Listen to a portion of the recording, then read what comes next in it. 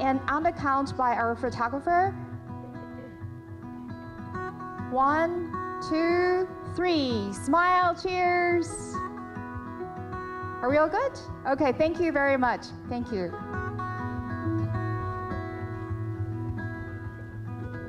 Thank you, everyone. I believe that you have already made, your beautiful smiles are already captured by our photographers just then on the stage.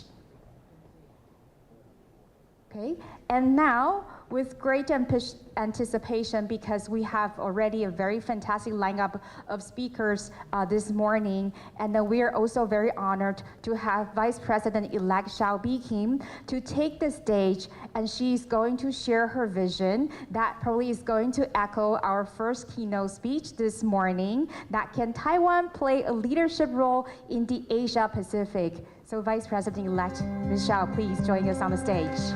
Thank you.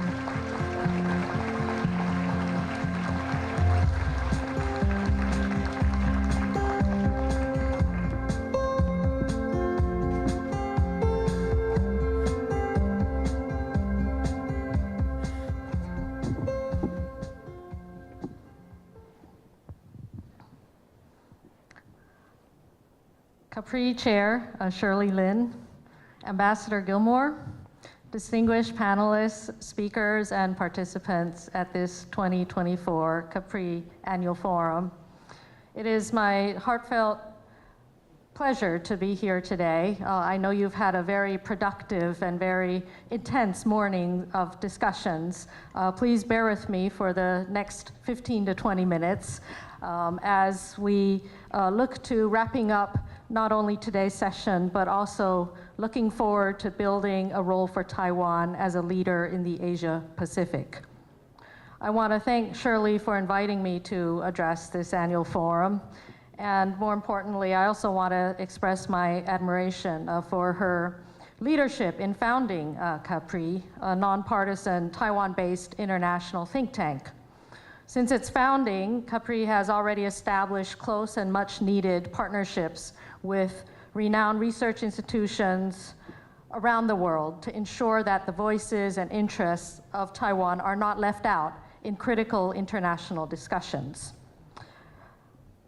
I'm honored also to address this audience along with Ambassador Gilmore, whose staunch and unwavering support for Ukraine and its defense against aggression is admirable.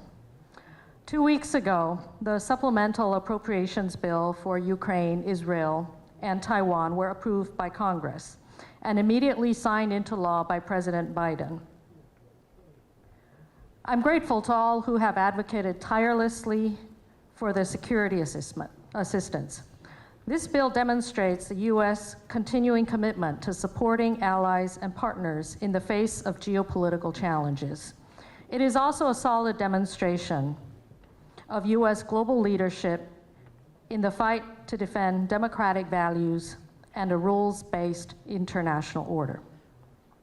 But beyond thanking our international friends for their support, it is important that as Taiwanese, we invest in building our own strengths first.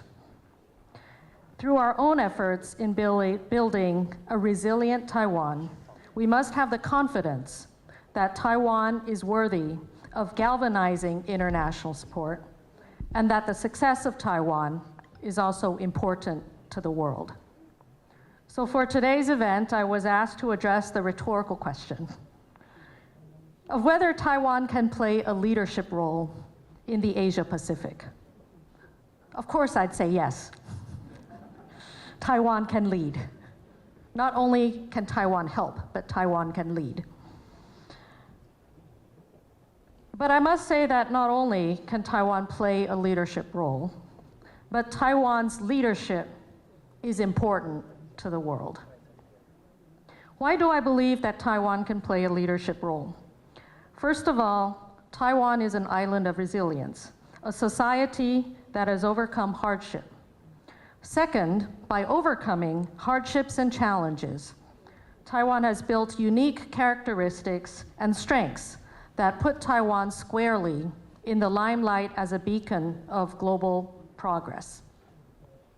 And third, by making such progress, Taiwan's success and prosperity are closely woven into global interests. Taiwan has become an important contributor to the world in many ways and in multiple domains, far beyond our borders. Now let me elaborate on these points. In her 2022 Double 10 address, President Tsai made a pledge to transform Taiwan into an island of resilience. And over the past 2 years, efforts across ministries and sectors have produced achievements in Taiwan's economic, social, democratic, and defense resilience. Last year, Premier Chen Jianren came to this Capri International Forum, also addressing Taiwan's resilience. We highlight the word resilience, and I like to use that a lot, because Taiwan's emergence is a journey against all odds. Taiwan is an island very much familiar with typhoons and earthquakes, mudslides and droughts. We have not been endowed with the types of natural resources that have dominated the past century of global energy production. And the densely populated island has very little spare land for agriculture and industry.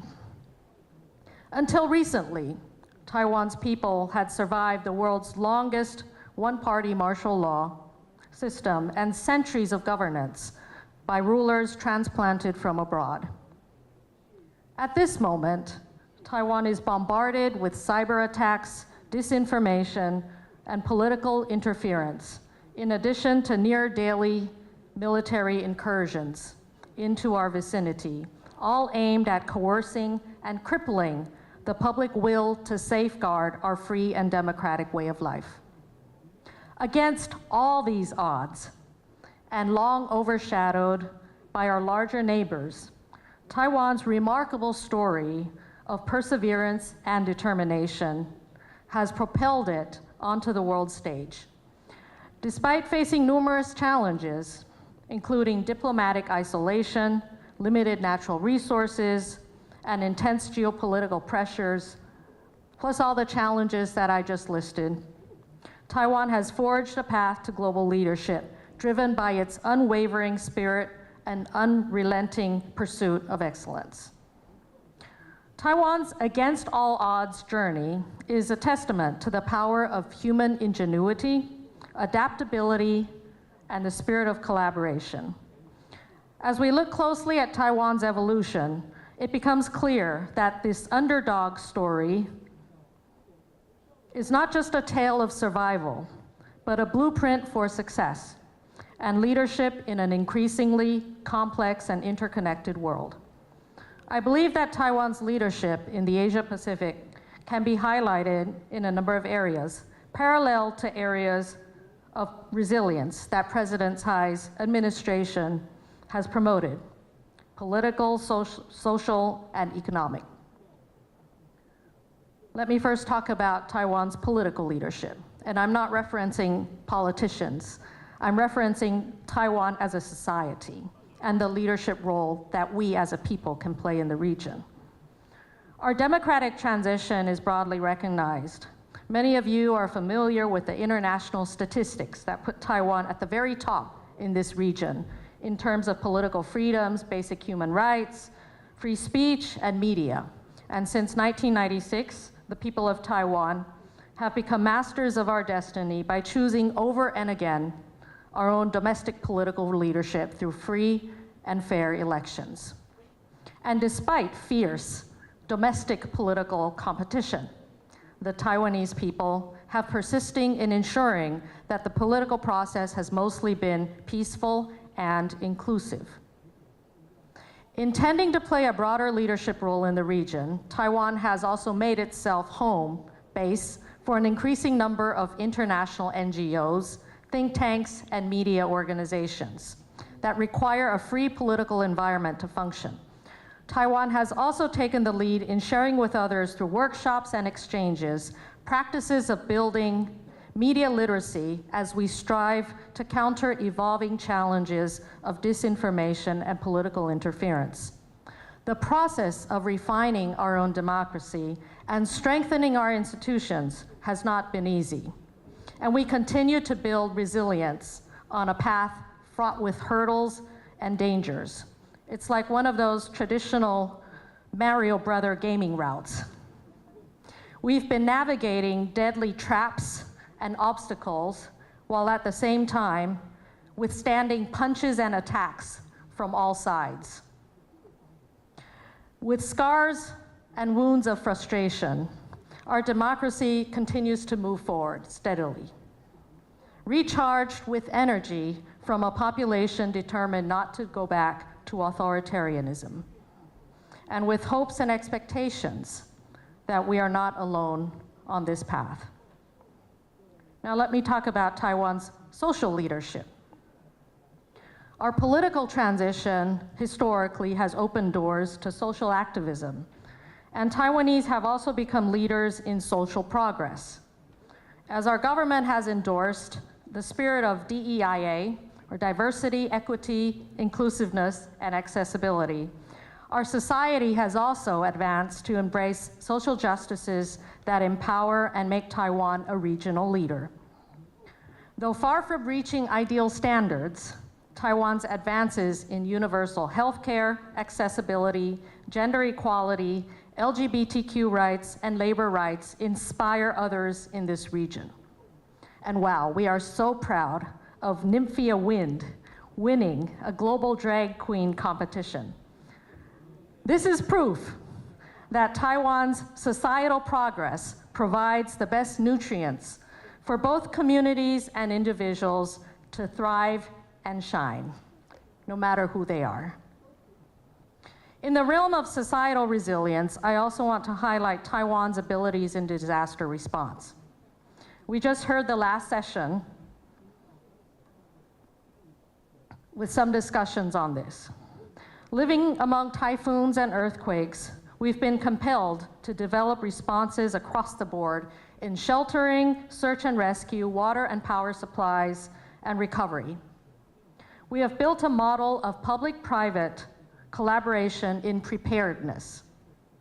Units of our society, from volunteer firefighting and rescue organizations to religious charity groups, have together, with different levels of government, formed an effective lattice network that is foundation of stability and security in our society. Every challenge and threat along the way compels us to be constantly on alert and consistently improving ourselves. And beyond better securing our people's safety, the Taiwanese people also lead the region in being one of the most generous suppliers of humanitarian assistance and charity. From donating PPEs around the world during the COVID-19 pandemic to providing hot meals to natural disaster-affected zones across the region, wherever there is a disaster or humanitarian need, there will be some form of Taiwanese help, either public or private, or both, most often. Despite the hard reality of our international isolation, Taiwan has managed to lead in our soft power as a force for good, extending the influence of kindness and humanity across the region. Now let me talk about the third area, economic leadership. Taiwan was once synonymous with low-cost, high-volume production.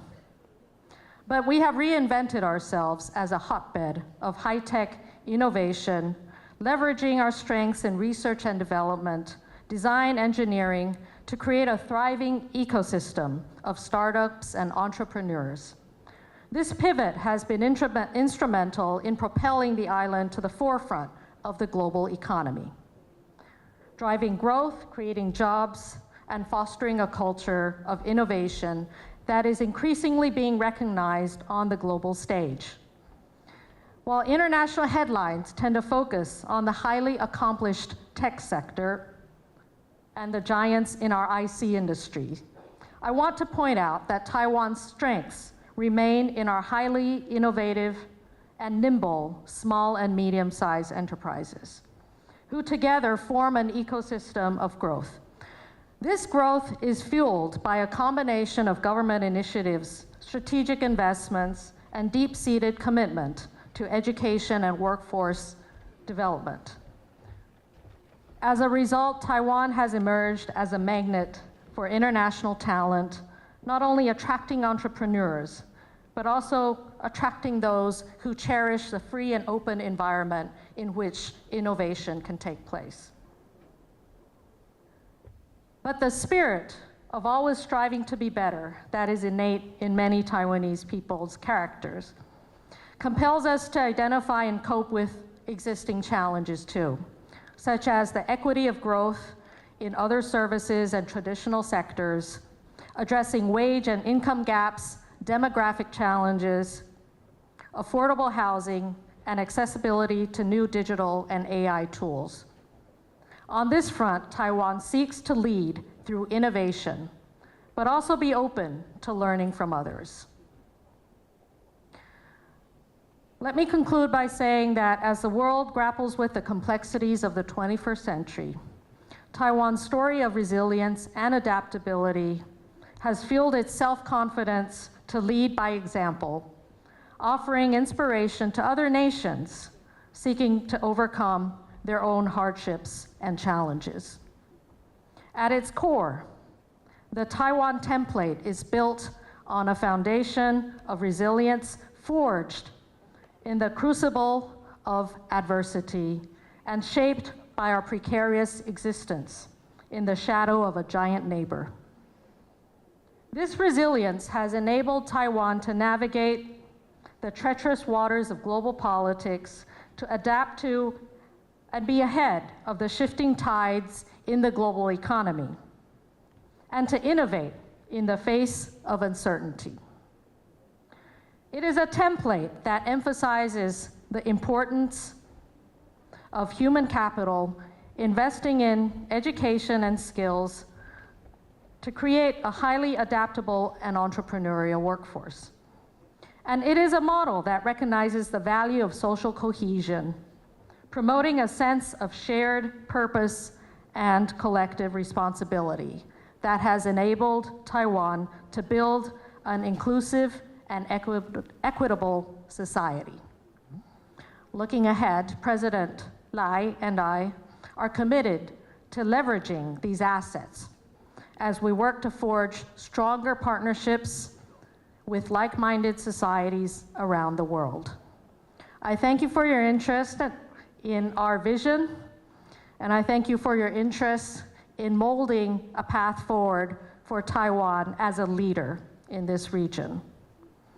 I look forward to continuing collaboration, not only with Capri, but with all the forces of our society who are present here today, as well as with our international partners. Thank you again. Thank you. Thank you very much. Thank you very much, Vice President-elect Xiao, for that inspiring and forward-looking keynote. Please return to your seats. Over this way, please. Thank you very much, Ms. Xiao. Indeed, Taiwan does not stop at helping our international partners, but is also poised now to lead in this region. And this is indeed an island of resilience.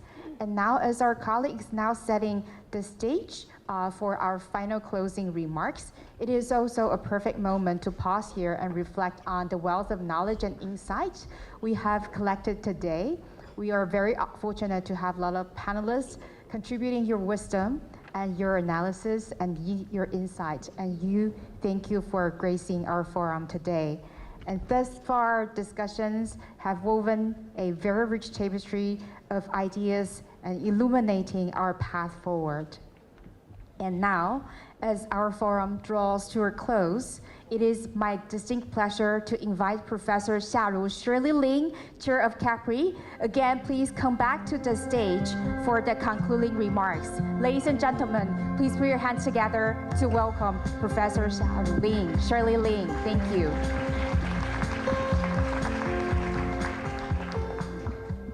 It's very hard. B. Kim and I are about the same height. Too short for most podiums. Thank you, Vice President Xiao, for reaffirming Taiwan as an island of resilience, which is also why Capri is based in Taipei. And again, thank you all, and so many of you returning for the second time for our annual forum. We also would like to thank Governor Gilmore for his introductory remarks today, and the Vice President also highlighted values which Capri shares, namely inclusivity, independence, and integrity. A big thank you also to each of our wonderful speakers today. I also want to send my deepest appreciation to our very small staff from 8 different countries who worked tirelessly in Taipei for months and moderated most of the panels that you heard from today. It's been an incredible 4 hours, touching on so many important issues for the region, and I wish to reiterate my thanks to our partners who are here from so far away and supported today's proceedings. Capri USA, the National Bureau of Asian Research, the Partnership for Health System Sustainability and Resilience, Nikkei Asia, and Commonwealth Magazine. Personally, a key takeaway is that although we're living through very, very difficult times, there are still significant forces advocating for an open, collaborative, and international future, starting with Governor Gilmore's very optimistic remarks that America can and will lead.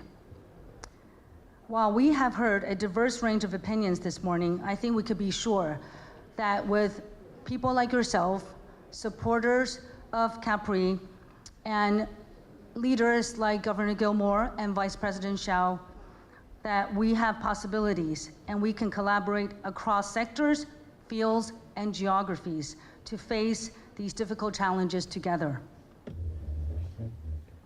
Taiwan's strong civil society can play a critical role in guiding the Asia-Pacific through the coming years, supporting its leaders to chart a course towards a more resilient future. We chose the theme of this year's annual forum because it is relevant for the region as it is for the world. A core part of our mission is not only to foster dialogue and problem solving among neighbors in the Asia-Pacific, but also share instructive experiences across disaster response, green energy, transformative technologies, health system strengthening, and economic integration from this region to contribute to the world. Now that after 2 years, Capri has experienced rapid growth but remains as ambitious in this mission as ever. We continue to evolve and innovate and are incredibly fortunate to have a wide network of experts, many of whom join us here today to offer their insights and advice. Thank you for the Capri Board of Directors and to the International Advisory Council members, to our senior fellows, supporters, and staff again. With the continued support of such dedicated individuals, Capri is entering its 3rd year, and here, this is the most important message. Next year, it will be on May 12, 2025. So please mark it on your calendar, and again, it will be open to the public. We also would like to announce that our newly established sister organization in the United States, Capri USA, has been launched. And I want to personally thank Vice President Xiao, who was Ambassador Xiao before we were even founded. With her support, we started our research at the University of Virginia and now has evolved to become an independent organization, Capri USA. Thank you. We hope that you will join us, and thank you for coming today, and we hope to see you in the future. Thank you. Thank you. Thank you very much, Professor Ling. Please stay where you are. Please stay on the stage. We're now going to move on to the next session of photo ops. However, we would like to ask our audience members to again take this moment and put your hands together to thank all our contributors and our panelists and moderators today. Please give them another round of applause. Thank you very much. Yeah. And as we have the Professor Ling on the stage, we are now going to move up to the photo op session. We would like to ask for your patience with us.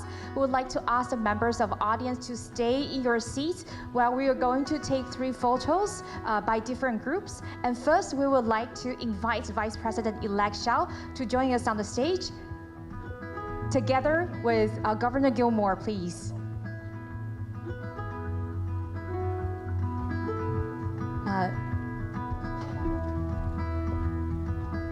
There is a T mark on the stage.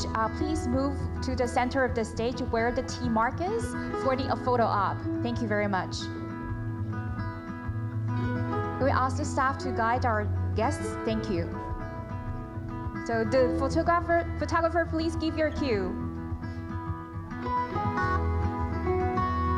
3, 2, 1, one more. Okay. Are we all done? One more.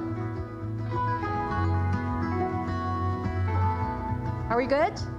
都可以了吗？好 ，OK.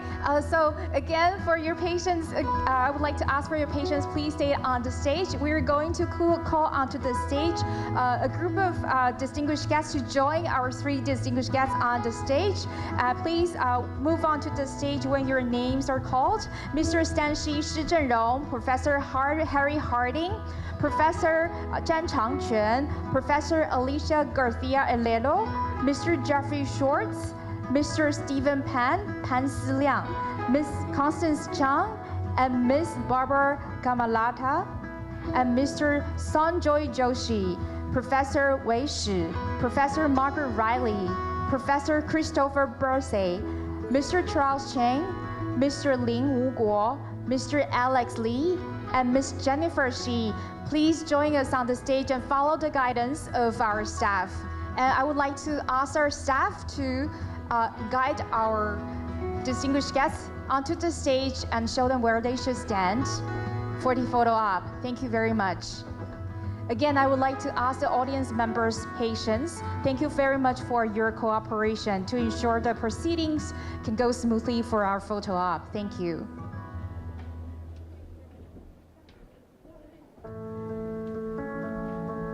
Thank you. So do we have everyone on the stage?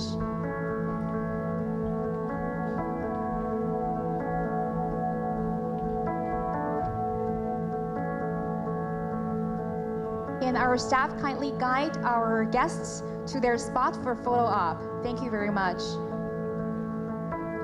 Are we all good? Yeah. So our photographers are over here.谁要先举手好吗？你们都同时举手。Okay. So please stand closer. Please stand closer.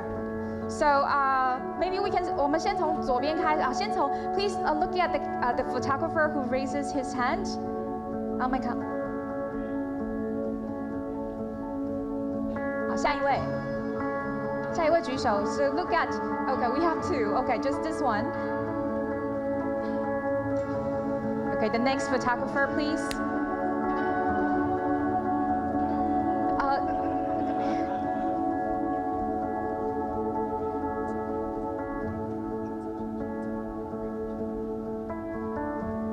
We would like to ask the guests on the stage to still maintain where you are, because we're going to ask another group of guests to join us on the stage. And when your names are called, please join us on the stage. Now I would like to invite Ms. Grace Liu Jingjing, and Dr. Liang Boso, and Professor David Arase, Professor Shuhei Nomura, and Mr. Zhou Huang Sihao, also Mr. Michael Wills, Professor Yu Song, Professor Goshen Sachdeva, Ms. Alison Swowinski, Dr. Jerry Su, and Dr. Vita Chen. Please, when your names are called, join us on the stage. And for this group of guests, we would like to ask the first group of guests to move to the back of the row and to allow our new guests to join into the photo op.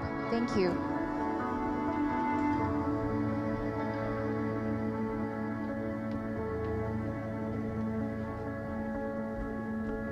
So please follow the instruction of our staff.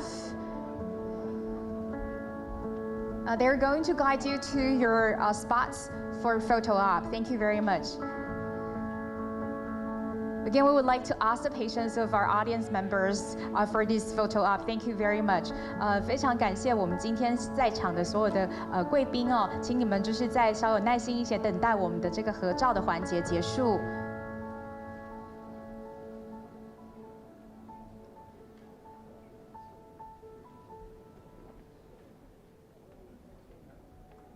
Thank you. So are we all good?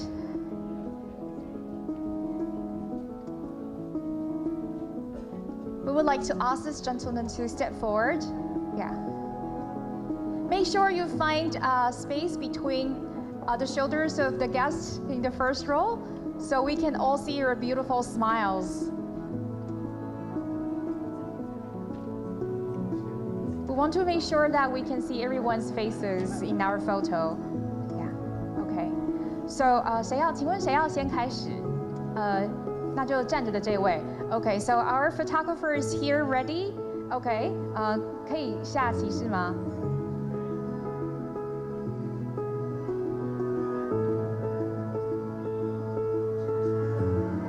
？Okay. So who? Okay. This one. Okay. 下一位。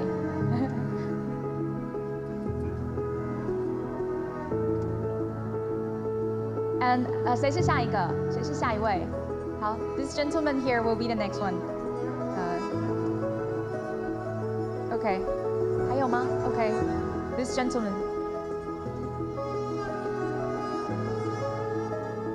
Okay, okay, thank you very much for your patience. Again, for the guests on the stage, please stay where you are to ensure the smooth proceeding of our exit. We would now like to invite Governor Gilmore and Vice President-elect Xiao and also Professor Lin to first make their exit. And at this time, we would like to kindly ask all our guests to maintain your seats or on the stage. Please stay on the stage. We would like to ask all the guests to stay on the stage. 也请现场的观众朋友呢，先不要离席。我们先请我们的3位主宾先离开。Thank you, thank you very much. 非常谢谢大家，也非常谢谢大家今天在场所有的朋友的莅临。Thank you very much. Thank you very much for coming. Thank you. And please be patient with us while we're waiting for the governor and also vice president-elect and Professor Lin to make their exit. Please to be patient and remain with us on the stage. Capri staff, the VIP escort, please come up to the stage. Capri staff.